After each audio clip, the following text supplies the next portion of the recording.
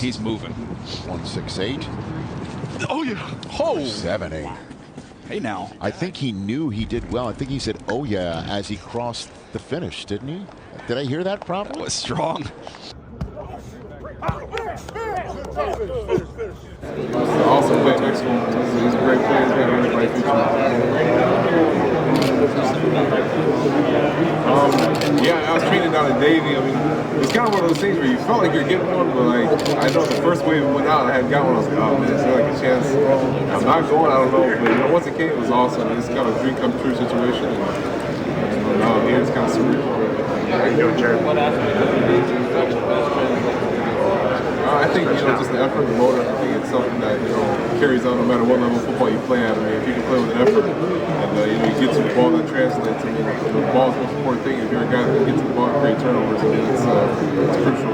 What was the difference between Western? The best decision you ever made. What was just so beneficial about you finding out? For one, I mean, just, you know, getting the opportunity to be a part of a new program for the first time. I mean, I spent 5 years on one program at Western Michigan, and, you know, having to make that transition was, you know, kind of the beginning of, you know, understanding of, you know, how the transition might be for the NFL. You know, you go from learning one system for 5 years from the same coaches, so having to make that transition to learn a whole new system, I think it kind of prepared me for this opportunity coming up next. And I mean, just overall the exposure I got to get from Florida State, you know, just the opportunity to play in front of, you know, that many fans and that big of crowds and just those different players and everything. I mean, it was awesome. What was it like being coached by Odell? That was great. I mean, he's obviously, you know, 30-year legend there at Florida State. I mean, all the, you know, everything he's able to bring to the table for me was great. It was better because he didn't treat me like a young guy. I mean, he understood my situation. I was a 6th-year senior going in there, and he just treated me more just like a vet. And he understood what I needed to work on. We still worked on a lot of technique things, but he, you know, he still was able to bring me into practice every day and find something to get me better at. Branden, how did you get out of playing for a team that was so successful in winning the games you did this year? That was awesome because, I mean, that was the first time in my career that I'd been a part of a winner. And, you know, being able to get exposed to those type of, you know, that culture that Coach Norvell established at Florida State, you know, just everything that came with it from, really just the exposure in total and, you know, being able to play with that group of guys. There was a ton of talent. I mean, as you know, there's 12 of us here right now, so, you know, just being a part of someone's talent was, you know, the best part about it. How hard was it to watch that last game from the sideline and you know, the way it transpired? That was really tough, I mean, especially when those are your brothers out there fighting and, you know, scratching the ball and make the game happen. And, you know, there's not much you can do when you stand on the sideline. You can try to help and coach, but, you know, when the game's going the way it is, you just, yeah, it's terrible.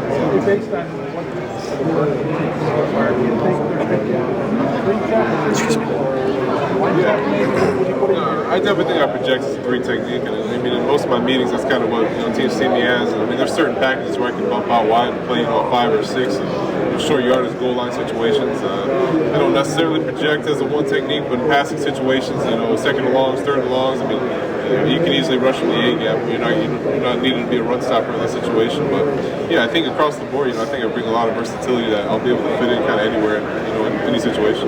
What's it mean for you to be back having this moment here at the combine in your home state? I think it's huge. I mean, it's all encompassing of just, you know, all the work that was put in. I mean, I'm fortunate enough to have a lot of people coming down tomorrow to, you know, get to see me, you know, friends, family, coaches in the past. And everyone's been reaching out and telling me, you know, congratulations, you know, good luck, all the stuff. And it's been awesome. I mean, it's kind of surreal, you know, seeing the field. I was out on the field last night, just walking around. It's just kind of an unbelievable experience, you know. Just finally, everything's coming together. What was your? Why did they switch teams?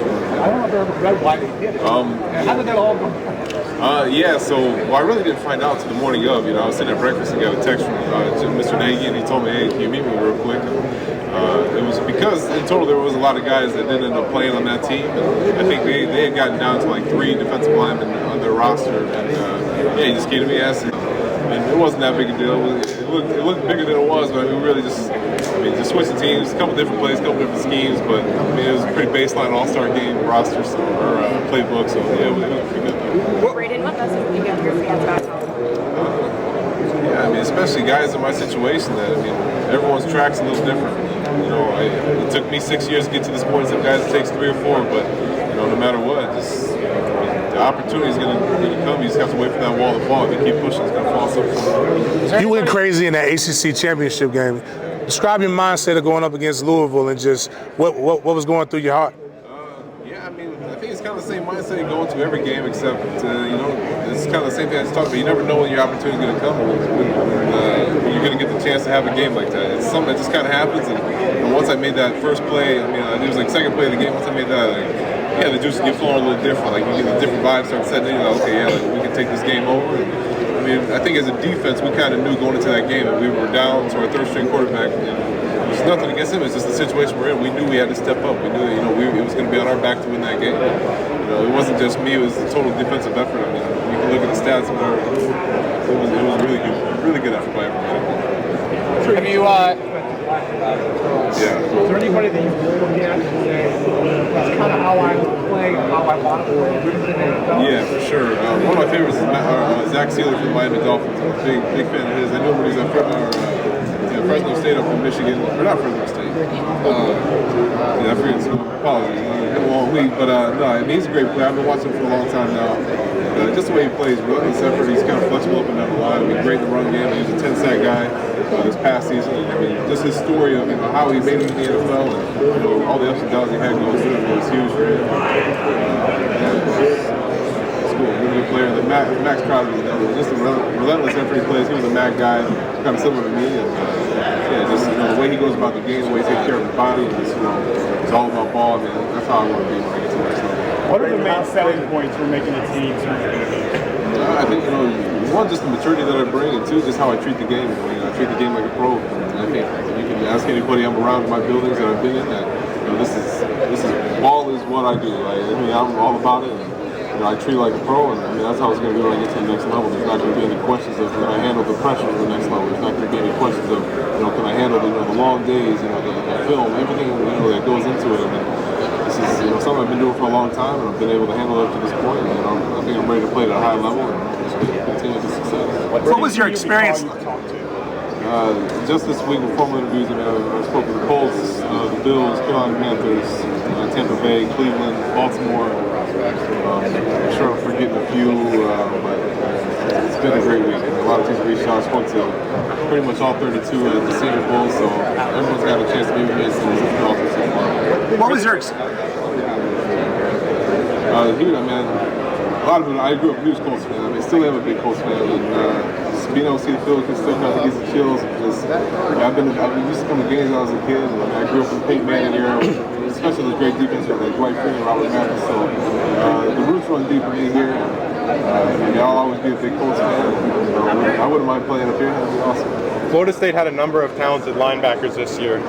Tatum Bethune, just to name one. But Deloach, you got some guys here at the Combine. How does that make your job easier on the line, having those guys behind you?